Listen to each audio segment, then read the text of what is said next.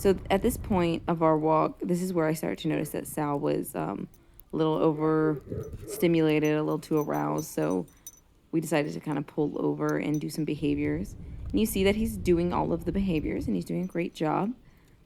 But his head is still scanning his surroundings. He does disengage with the commotion that he is hearing and the fact that he's like looking for something. He will kind of snap out of it and check back in with me, which is great. I'm going to continue rewarding him for that because that is what we really want to focus on, that disengagement from this like stimulus or this trigger. But even though he's doing these behaviors and he's checking back in with me, he's still very clearly, sorry, it fell over. I pick it up in a second though. He's still very clearly overly excited, overly aroused, stressed out, though he's having a lot of big feelings.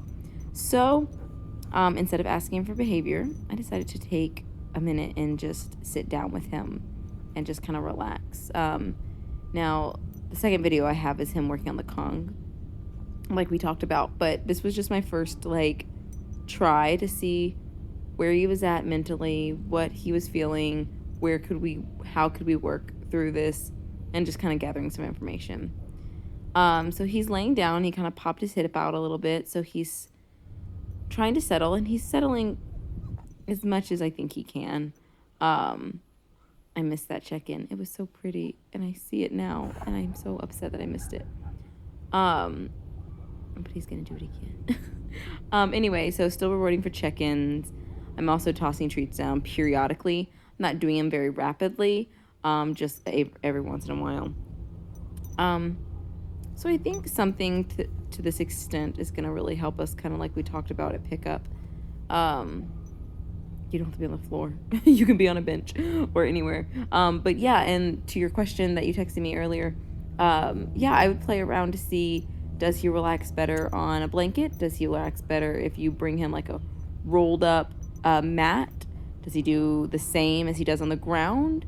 I would just try a few different things and see how he works for you and what scenario works best for him.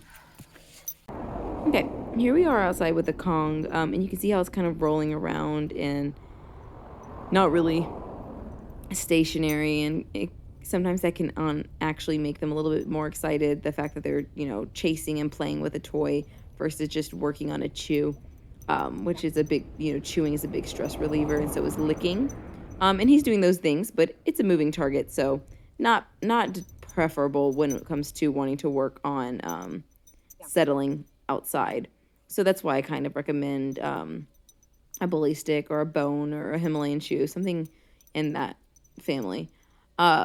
So here I traded it for some treats, and I'm holding it and seeing if he can offer me a down or if I can ask for a down to see if I can get him a little more settled.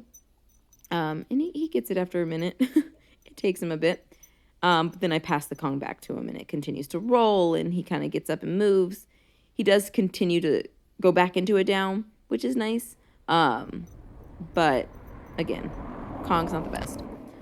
But I think we have some really good ideas of how to move forward and how to use this settling work that we've been doing and really focus on it a little bit more, and how we can use that as a support for all the reactivity work that we've been doing.